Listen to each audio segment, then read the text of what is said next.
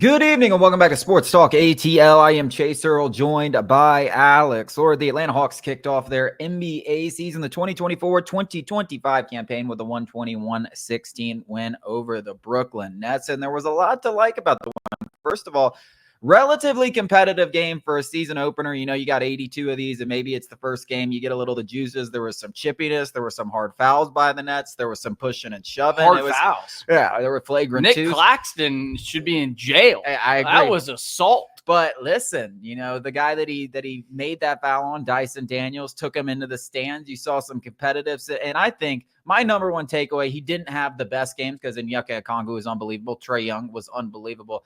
But Dyson Daniels was a guy that we talked about as a reason to be excited about this team. And I think I came away after it was just one game and being like, this guy is a difference maker because he's what the Hawks needed. You're talking about a guy who is a defensive stopper, and we said this before the season, and he lived up to expectations, and then some. 5 steals in an NBA game. That's crazy. He was a pest. He had 10 balls where he tipped passes, 10. The Nets had 12, and the rest of the Hawks team had 11. Like, this guy was so tenacious on the defensive end of the floor, and then offensively, he gave you 14 points on 6 of 12 shooting, 2 of 4 from 3.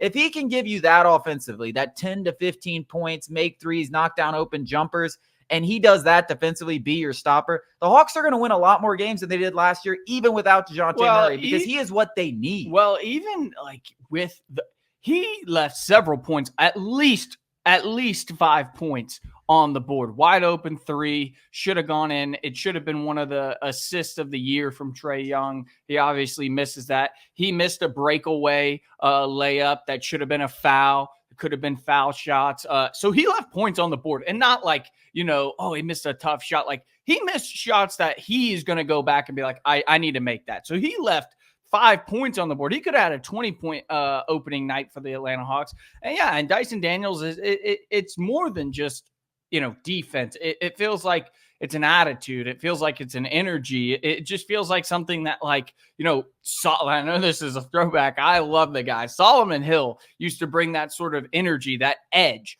and an edge to this team that we have not had it in a very, very long time. The only difference between Solomon Hill and Dyson Daniels is you want Dyson Daniels on the floor. Solomon Hill was more of just an enforcer to come off the bench and get you a hard foul if you need, where Dyson Daniels is an enforcer that you want in your starting lineup. So I think he's going to quickly become a fan favorite of the Atlanta Hawks, and for all the right reasons. Just a gritty guy, the exact kind of guy that the Hawks have been missing for a very, very, very long time. Yeah, the Hawks over the last 15 years have had guys. You think about the Damari Carrolls, you think about the Kent Bazemores of the world before they got highly overpaid. But those were guys that were just out there. They were 3-and-D stopper. They did all the little things that help you win, and that's why that Hawks team back in the day, won 60 games despite not having a real superstar. They had a lot of players like that. But Dyson Daniels, you're 100% right. It's winning basketball. There's so much non-winning basketball, particularly in the regular season, played from night to night, that just having guys out there that 82 nights of the year are going to go out there and give you winning plays every single game and play 100%.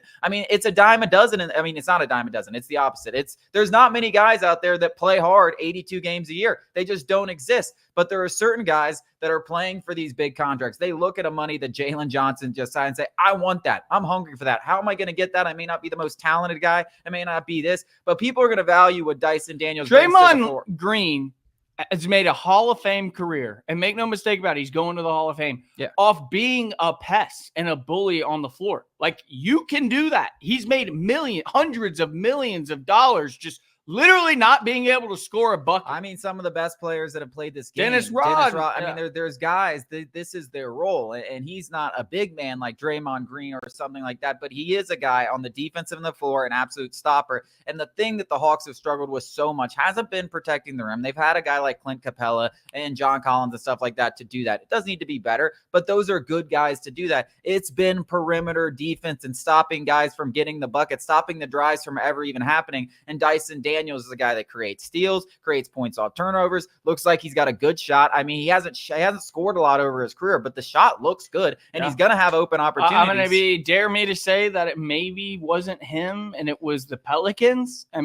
I don't think that might be the craziest thing when Well, we and look yeah. up after 60 games. Yeah, and we say all the time. I mean, listen, you're playing in an offense with Trae Young, and You're gonna get it open was looks. also refreshing seeing Trae Young. Another aspect of it, we talked about it not having DeJounte Murray, Trae Young just running the show and being the guy, because you don't need two ball dominant guards in the NBA, especially two guys that aren't good on defense. Yeah, like Trae Young is fully capable for 40 minutes, having the ball in his hands as the primary ball handler and getting everybody involved. It's what he is best at. I thought the fit with DeJounte Murray, we may not have wanted to admit it when it happened because it was an exciting acquisition. Yeah. But I think there was always in the back of the mind, like, how is this going to work? It's like a really hot, toxic girl where you're like, you're hot. This is awesome. But like, I know you're not good for me. Yeah. And that's exactly what DeJounte Murray was. I mean, they probably should have ripped it off a little earlier, but Dyson Daniels, I think by himself is going to be a better fit and make this team better. You know, you had quiet nights from Reza Shea.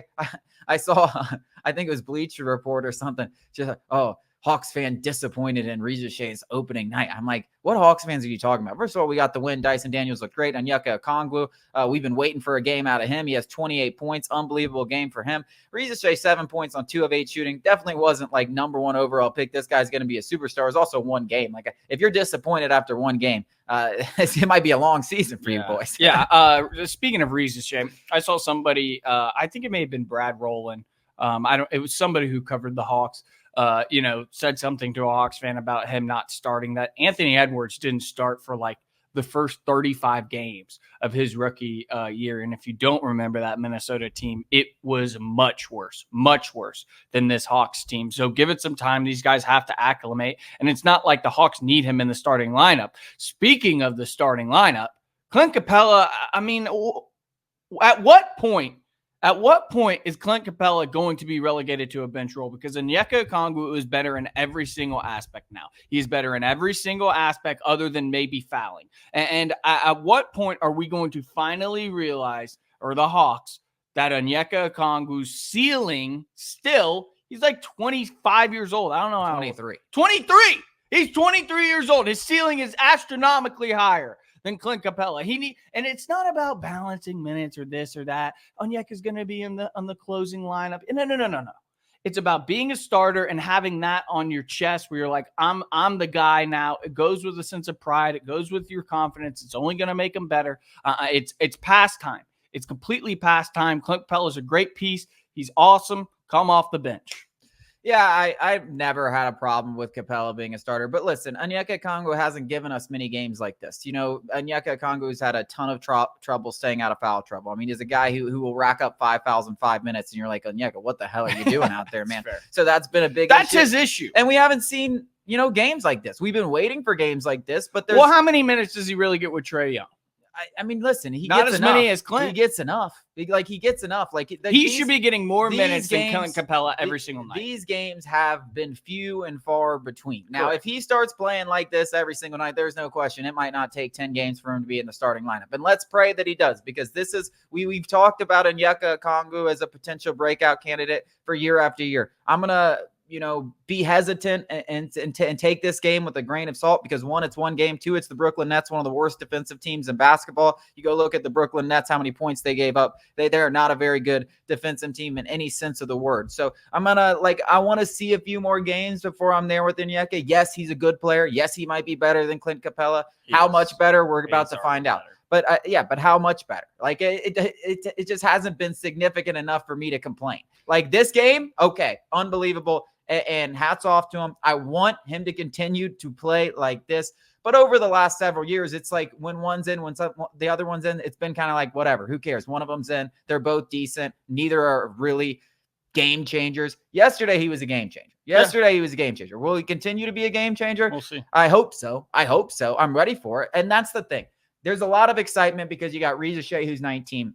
You got Onyeka Okongwu, who's 23. You got Jalen Johnson, who's 22. You got Dyson Daniels, who's 21. I mean, Trae Young is your veteran. He's 26 years old. Like DeAndre Hunter, like 25, 26 years old, whatever he is. Like, this is a ton of talent at 26 years are younger. And that's why, if you're a Hawks fan, I'm excited about watching this team. That's another thing. Big takeaway. This was a fun team to watch last night. It was a fun team to watch. And I didn't say that a lot last year. And we didn't even see Jalen Johnson go off or Regis Shea have he had a a big very game. quiet There's night. a lot quiet double-double. There's a lot of young guys that on any given night they could break out and we could have these conversations about. And that's why I think it'll be more fun to watch this team than it was last year.